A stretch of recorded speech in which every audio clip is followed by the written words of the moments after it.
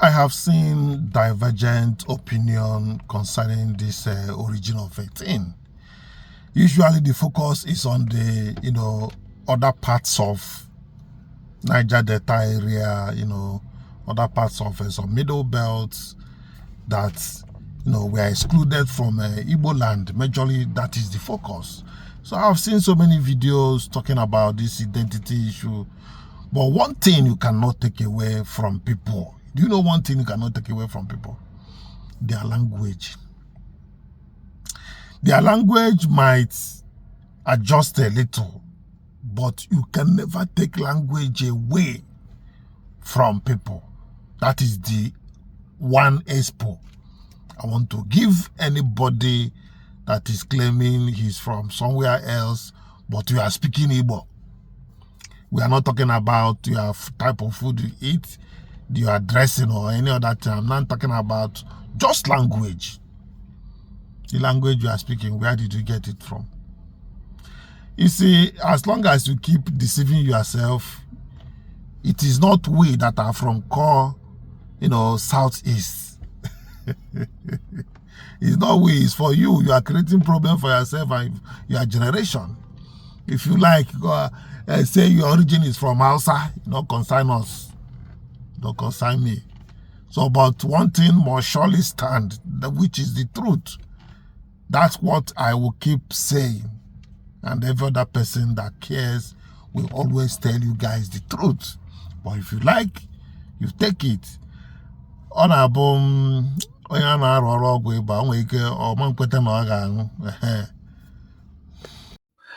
All right, I have always directed this question to my Opobo brothers. Opobo in River State. I'm an Ikwerre man.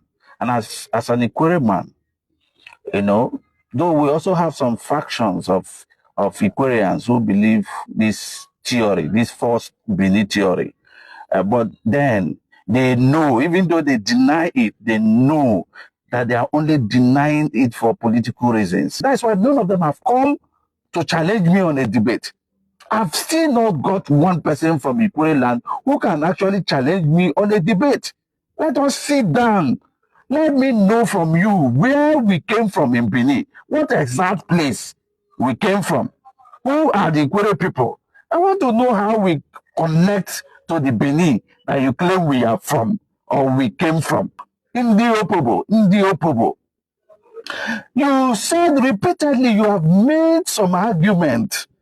In your argument, you repeatedly mentioned that the reason why Opobo is not Igbo is because 11 chiefs, about 11 to 12 chiefs, who were as at the time in Bonny, before Jaja was ousted out of Bonny land, you said when he was ousted or when he was moved away or told to leave Bonny land, that about 11 chiefs or 12 chiefs followed Jaja to found this present day Opobo land.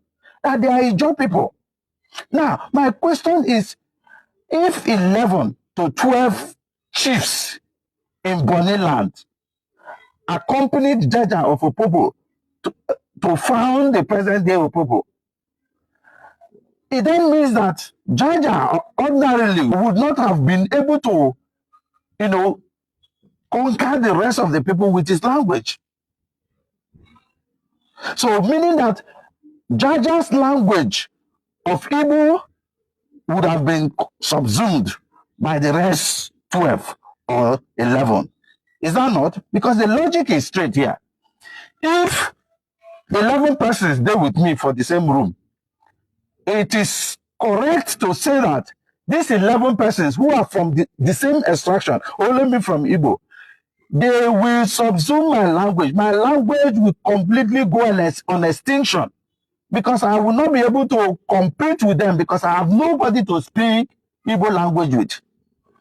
This is exactly what happened to Jaja of Opobo.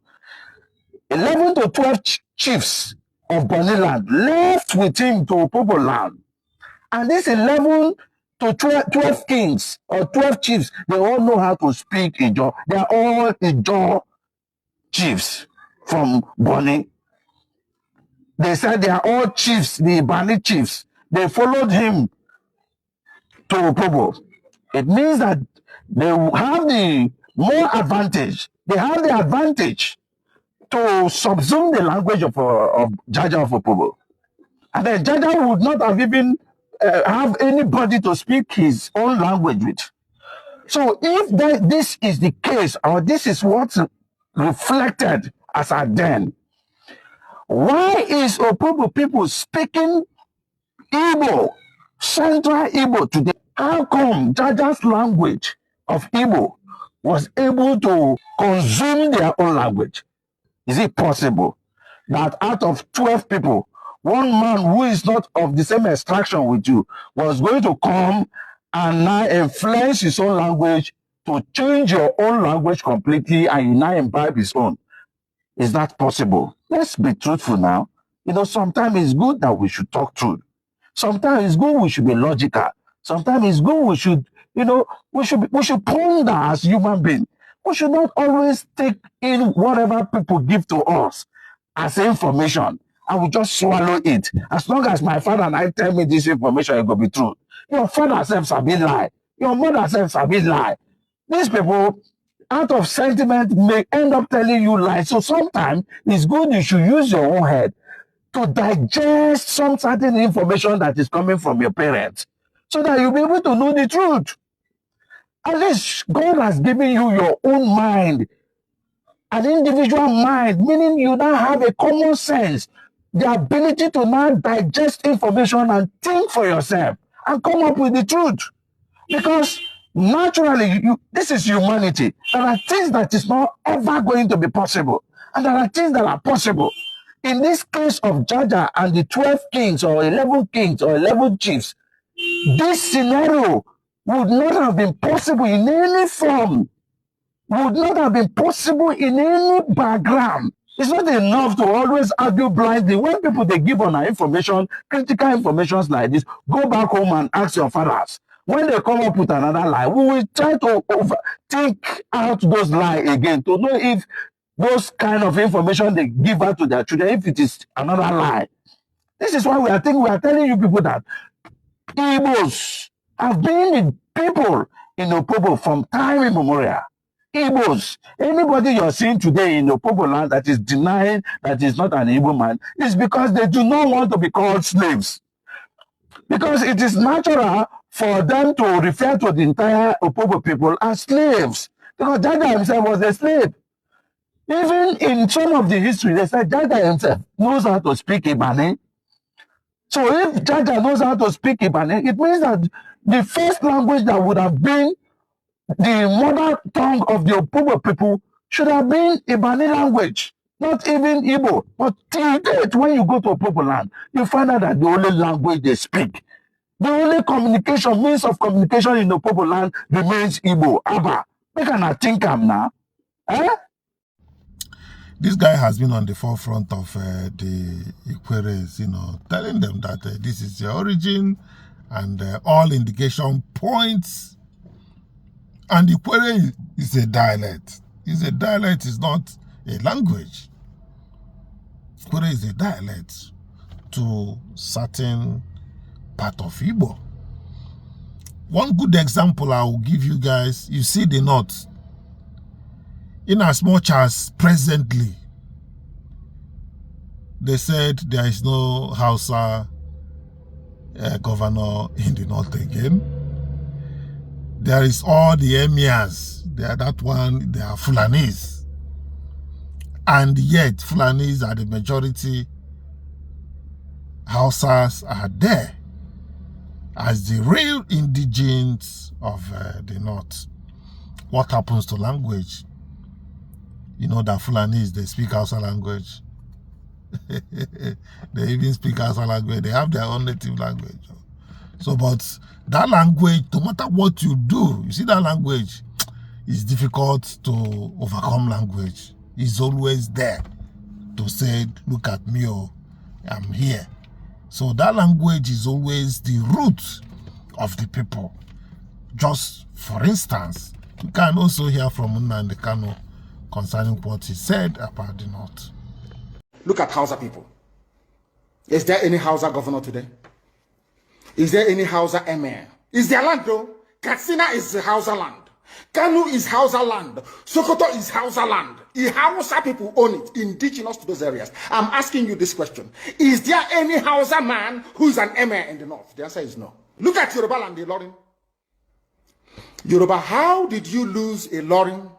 You lost Ilorin because somebody thought or felt that by aligning himself with what he felt was a superior Fulani force, he can defeat his own people. Afonja, what happened?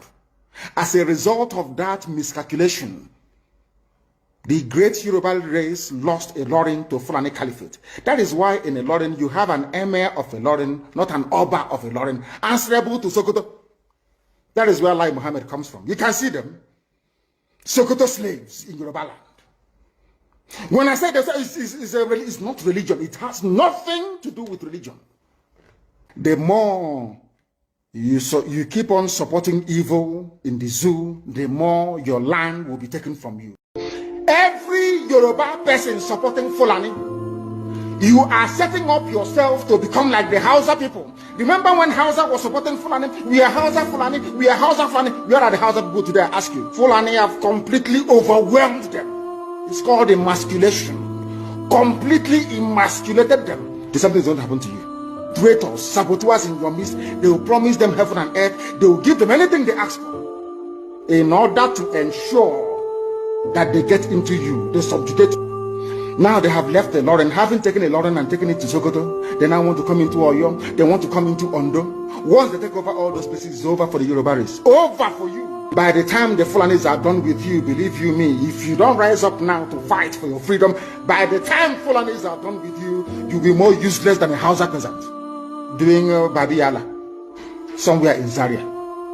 That is the future that awaits you. Now, our people must understand this very clearly, especially my Yoruba brothers and sisters. It is about time you stop supporting evil. IPOB! IPOB! IPOB! One family!